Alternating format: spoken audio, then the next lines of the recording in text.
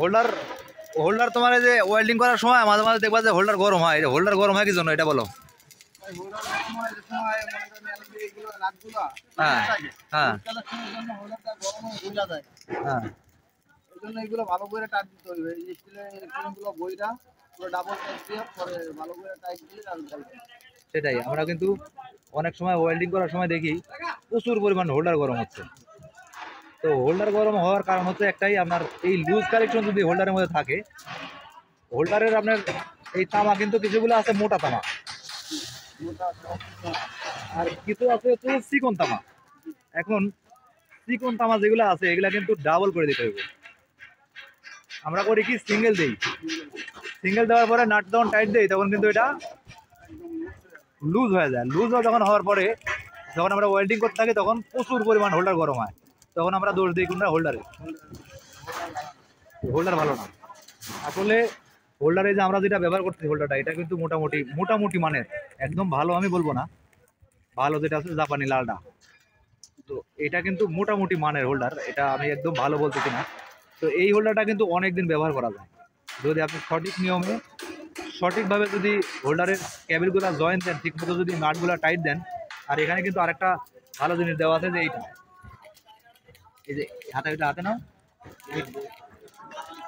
এটা কিন্তু খুবই একটা ভালো জিনিস, কারণ অন্যান্য যেগুলো নর্মাল হোল্ডার আছে এগুলো কিন্তু দেওয়া হয় না, এই হোল্ডারটা কিন্তু দেওয়া হয়। তো এটা যদি এটা দিতে হয় কীভাবে, এটা বোঝা দাও যে এটার ব্যবহার কিভাবে করে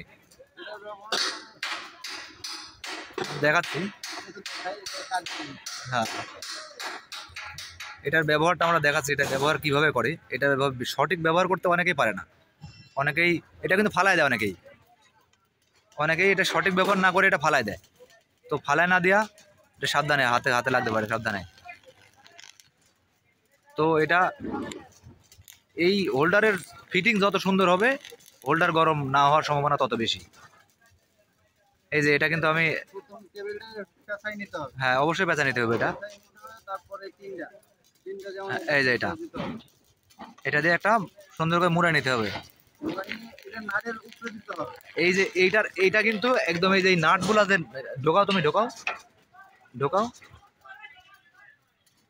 কারণ এই হোল্ডার ফিটিং করার সঠিক নিয়ম কিন্তু অনেকে আছে, যারা নতুন আছে এরা তো বুঝবেই না, যারা নতুন অবস্থায় আছে তারা কিন্তু এই হোল্ডার ফিটিং বুঝতে পারবে না। তো তাদের জন্য আমি একটু বোঝানোর চেষ্টা করতেছি। এই যে একদম, হ্যাঁ হ্যাঁ হ্যাঁ, যখন আমরা চাপ দিব নাট দিয়ে তখন যেন নাট ওই প্লেটের উপর চাপ দেয়। আমরা করি কি তামার উপর চাপ দেই, নাটগুলো তামার উপর দেই, তখন এটা ফায়ার করে গরম হয়, একদম অবস্থা খারাপ হয়ে যায়। অবশ্যই খেয়াল রাখবেন যেন একদম নাট বরাবর যেন পড়ে। এই দেখেন দিতেছে, কারণ এই হোল্ডার গরমের ব্যাপারটা কিন্তু প্রতিনিয়ত হয়, প্রতিনিয়ত। এই যে আমার ওয়েল্ডার এখানে একটা ওয়েল্ডিং করতেছে, এই যে একটা ওয়েল্ডার। তো আমার কাছে কিন্তু অনেকগুলা ওয়েল্ডার আছে, সব সময় আমার এখানে ওয়েল্ডিং, আর আমি এখানে কিন্তু ওয়েল্ডিং এর দায়িত্বে আছি। অনেকে জানেন না, অনেকে বলেন যে ভাই আপনি কোন পজিশনে আছেন বা কোন দায়িত্বে আছেন। তো আমি এখানে ওয়েল্ডিং এর দায়িত্বে আছি। ওয়েল্ডিং এ যারা ওয়েল্ডার আছে তাদের কোনটা কখন কি লাগে আর এদের দেখাশোনাগুলো আমি করি। তো এই যে এটা হচ্ছে যে এই হোল্ডারের মাপ মতো কাটিয়ে নেবেন, মাপ মতো না হলে কিন্তু এটা ঢুকবেও না, এটা ঠিক মতো ফিটিং হবে না। আপনাকে এই হোল্ডার ফিটিং করতে একটু সময় নেবেন, একটু সময় নিয়ে সুন্দর করে হোল্ডার ফিটিং করবেন। সময় নিয়ে ফিটিং করার পরে 100% যদি হোল্ডার লাগাইতে পারেন তাহলে আপনার সুন্দর হোল্ডারটা হাতের গরম হবে না। দেখেন এখানে কত বড় একটা, এখানে চারিদিকে যে আমার ওয়েল্ডারগুলো কাজ করতেছে। তোমার সেফটি দড়ি কই? সেফটি দড়ি কোন জায়গায় লাগাইছো? ওই দেখো, এই সেফটি দড়ি কোন জায়গায় দেখো,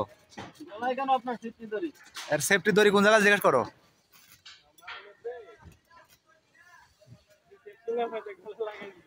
হ্যাঁ এখন এটা বুঝো, সেফটি নিজের শরীরে লাগা নিজের গলায় লাগাই রাখছে, তাহলে এই সেফটি লাভ হইল কি?